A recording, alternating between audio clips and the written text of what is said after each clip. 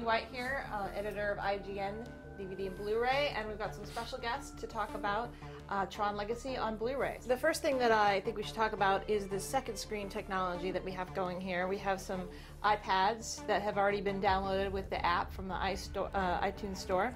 And can you just talk about what some of the things that you can see if you check this out? Yeah, well, we've got a lot of kind of behind-the-scenes stuff for people who are interested in knowing how you put a movie like this together. We've got storyboards, we've got concept art, we've got turntables, we've got some interesting quotes from the producers, writers on the film, as well as myself. Really just it's kind of a making-of book, built into your iPad that's all synced with the Blu-ray. And you can sync it manually or by the audio of the film, which we don't have on right now. But if you look in the corner, there's a little counter, and it'll show you features based on the scene that you're watching. So you may see a light cycle on screen, and then you'll get a 360 view of the light cycle. So how important is the special features when you're making the film, when you're thinking about ahead to the Blu-ray? Well, I wasn't really thinking about the special features while making the movie, but luckily someone was. I mean, there was a a camera crew on set that was kind of recording a lot of behind-the-scenes stuff. We were a fully digital art department, so everything that we did for this movie was saved on servers and turned over to Disney for this Blu-ray release. So it's fun for me to look through here and kind of reminisce about some of those early designs that didn't make it into the movie. And Stephen, this is your first chance to get to play around with this. What did you think of the feature? It's incredible. I mean, the capabilities that exist on this film compared to the first film. I was telling these guys recently that there was no way to get the images off our CG monitors on the first film, so the artists would take Polaroids and then mail them to me, and that was how I interacted with computers. Wow. And from a visual effects standpoint, I imagine this kind of is right in your wheelhouse. I mean, like Joe said, it's kind of great. It's kind of reminiscent a bit, but they've done a really great job putting this app together because it's showing a lot of the really great artwork that inspired my team and myself, as well as connecting to the movie parts and little tidbits. It's really cool. So much of this film was created in post, so you do get a chance to see what it looked like when you were on set. So what was it like dealing with the green screen and knowing that so much of it was going to be created later in the computer? Well, we spent about a year designing the film before we shot anything. So even when we were shooting a sequence that was mostly blue screen in the background, I had storyboards, I had a lot of concept art, oftentimes previs as well, to kind of take the actors through the sequence so they knew exactly what was going on around them. So we tried to limit those sequences in the film where we had only blue screen. It's really only disc game, light cycles, and parts of light jet were kind of those digital sequences because they have to be. But otherwise, we built a lot on this movie, and you'll see a lot of that behind the scenes as well. How different is this from the process that you dealt with? Well, it's pretty ironic because we really built nothing on the first film. We couldn't. We didn't have the time or the money, and we couldn't have made anything in the real world, in the cyberspace, look the way we wanted it to in a real way. The only way we could generate that was through the process that we used to make Tron.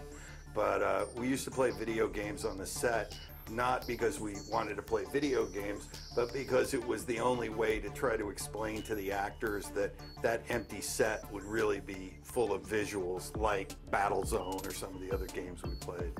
And for Jeff, he had done it both ways. So did he come to the project kind of already knowing what he was in for? I think so. I mean, he came to the project wanting to know that we were going to push the envelope in the same way he did with Steven in '82. So he came to the project expecting that same sort of ambition. So that we felt like we had to deliver on that. Let's talk about some of the other special features on here. There's a long overview of the Flynn Lives kind of campaign. There's some bits from Comic-Con, some interviews with you and behind the scenes. What other things can people look for? Well, there's some interesting things that fill out the Tron universe. Obviously, we've created a mythology that connects the two films. We even hinted some of the events that happen after our film and some of those special features. So you know, Tron it's a universe, and Legacy is able to kind of capture one chapter of it. So it's fun on some of the special features to kind of hint at, you know, maybe future stories or parallel stories that are happening at the same time. Yeah, I know. I've watched through the whole Flynn Lives, and I got to the screen at the end, and we saw that maybe there's a little teaser for certain characters from the first film coming back or something like that. We don't want to give anything away, but what can you say about that?